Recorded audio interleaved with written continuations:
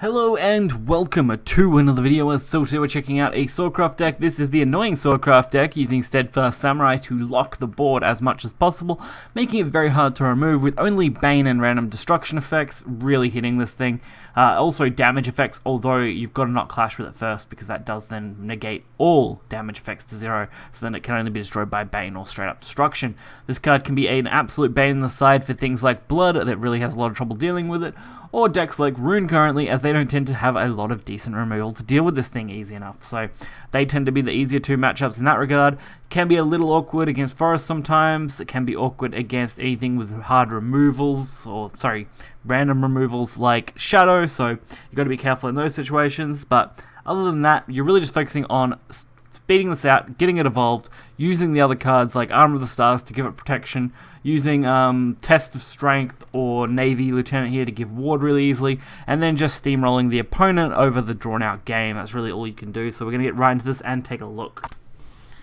So game 1, Sword versus Blood. Should be a fun one.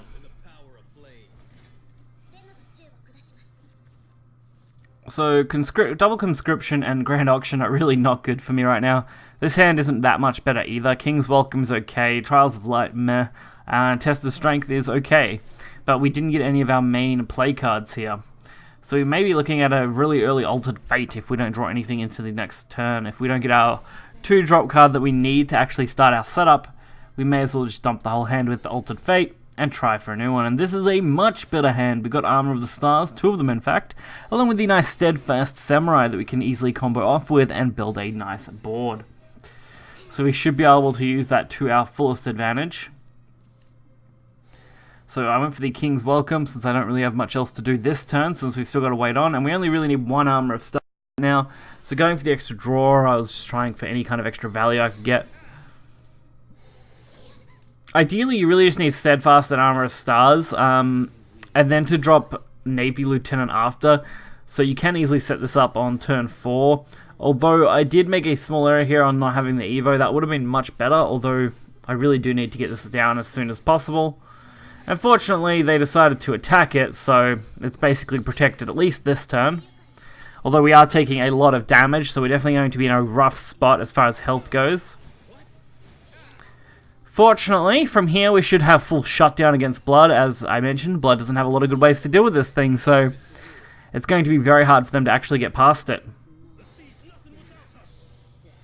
Especially with that current hand. And Grand Auction with Trial of Light is just value right there, so we'll use it to our advantage.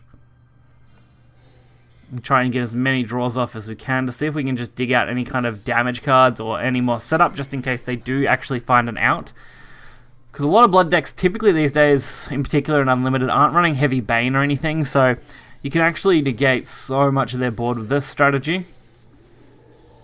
And that's similar to Rune, they don't run really any Banes or RNG removals, so it's pretty easy to actually deal with them when they can't actually hit you. And then you just kind of get to strike face as much as you want, because there's really nothing that can go wrong here. We did decide to, of course, take out the heals first, because no point attacking and then them healing the majority back, so we may as well wait it out. And we got another Altered Fate, so if we want to sack this hand, we can as well. Another Bear, not really a problem. We've still got that nice 3 health sitting there. And we're just going to dig through our deck a little bit, see what we can find.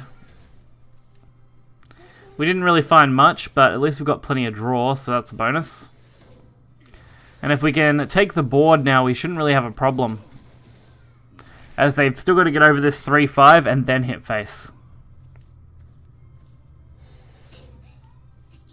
And that was enough to make them concede, obviously not having any out and finally realizing it.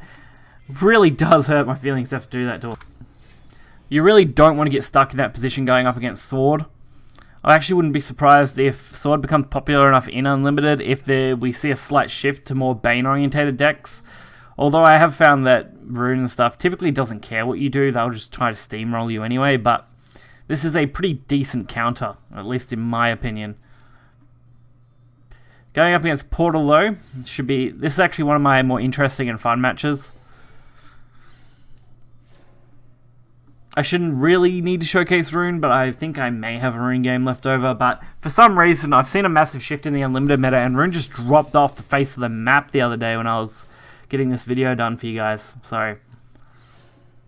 They just disappeared.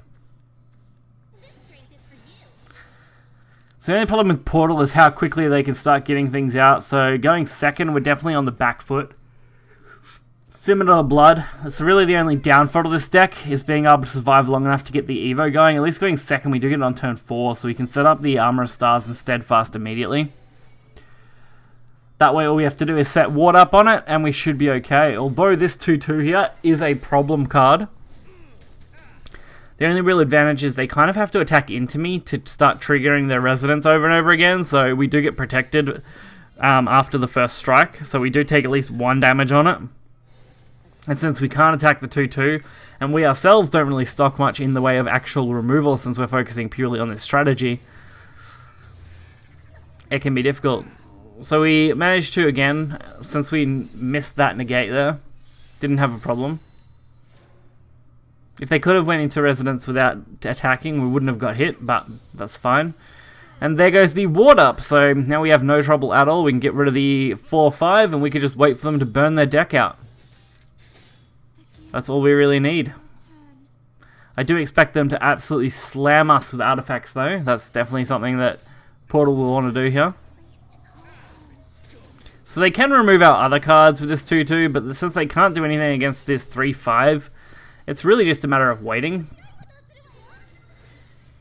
Again, Portal doesn't really have a good out to this. Not at least off the bat here. Although I can't remember if my Isha ignores ward or not, because if it does, then that would be trouble, but it's been a long time since I played any kind of Portalcraft deck, so... But I'm praying that it doesn't, for memory. I'll probably look it up right after I'm done with this video for you guys, so... That'll be fun. But from here, really, we're just waiting it out now. There's nothing that our opponent can really do to us.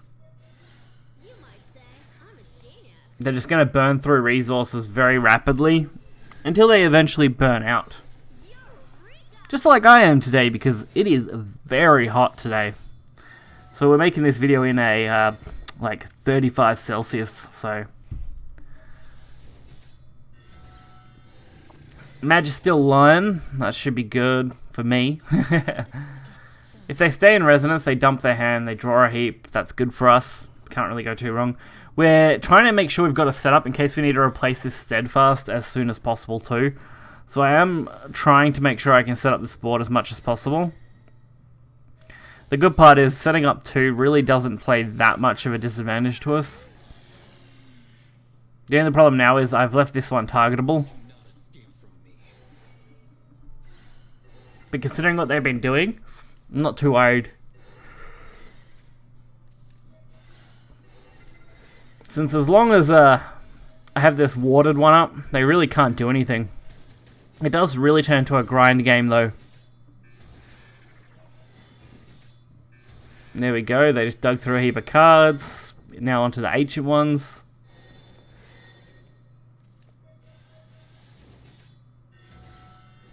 Another analyzing.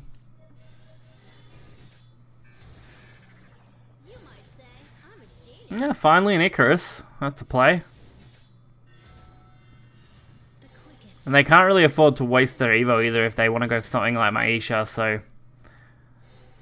This is looking really good for us so far.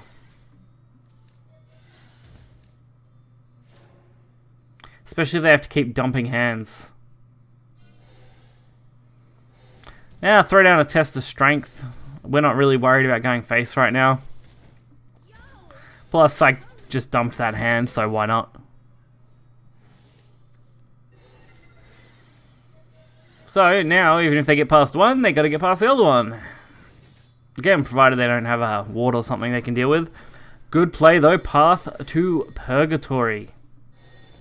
The only advantage I have here, Path to Purgatory, is really the big fact that they can't hit the ones that they clash with. And with very few cards in their hand, I only need enough time to survive this.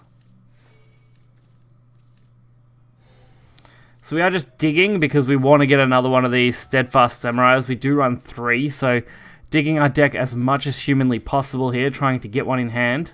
Perfect, got one. That's all we really need now. Stars would be good too, but this will work just fine to buy us at least that one extra turn we're going to need here. Because they've only got 2 cards left in the deck, and if they overdraw, we win the game, so... all we can really do now is clear it out and wait till the next turn. And if they can't easily, residence here, we win anyway. So, well, see, that's the problem.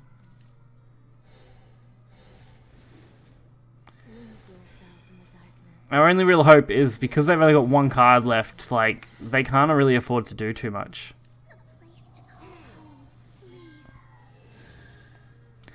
So from here, it looks like we may win the game. Yep, there we go. So we definitely worked them out in the end. The Path to Purgatory, though, in that deck definitely really crushed us. Lucky they didn't have another one, but even if they did, we could have been okay. So, while Unlimb Sword is definitely an extremely powerful deck as far as getting the Steadfast Samurai set up, it's definitely not immune to everything. As you saw, really that is a huge problem when you're dealing with something like Path to Purgatory, because it is random damage, it doesn't actually target, so you can't really avoid that. Outside of that, though, there aren't that many cards that are ran in most meta decks, especially in Unlimited. That Portal was actually a massive outlier and one in about 20 games I'd played total. Overall, though, I did struggle a bit if I didn't get this thing off early enough. That can be really bricky. If you brick your early hands and just can't get going, you will struggle, and that will be really hard to play the game. You really need this and at least an Armor of Stars turn 4, turn 5-ish, and need to be able to survive that long to get the strategy going and cycling through stuff. So, if you guys did enjoy this video, be sure to hit the like button and subscribe. You'll find the deck in the description below. Until next time, guys, see ya.